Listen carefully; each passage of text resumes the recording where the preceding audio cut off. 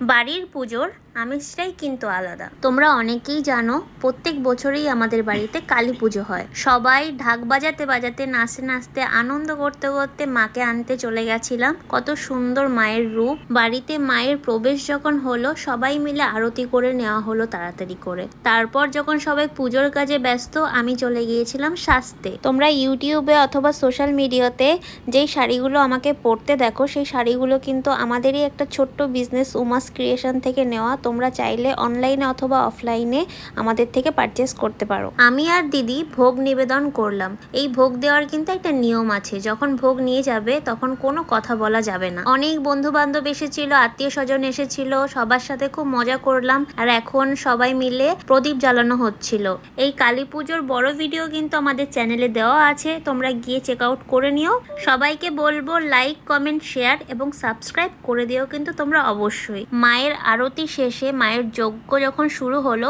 3টে বেলপাতা করে সবাই মিলে দিয়েছিল আর 3টে উইশ সবাই চেয়েছিল মায়ের কাছে। সবার প্রথমে কিন্তু আমি চলে গিয়েছিলাম। অঞ্জলি দিয়ে পুজো শেষে সবাই মিলে কিন্তু খেয়ে নিলাম আমরা। পুজো শেষে এবার মায়ের বিদায় বেলা, প্রায় ভোর হয়ে গিয়েছিল। সবাই মিলে চলে গিয়েছিলাম মায়ের ভাসান দিতে।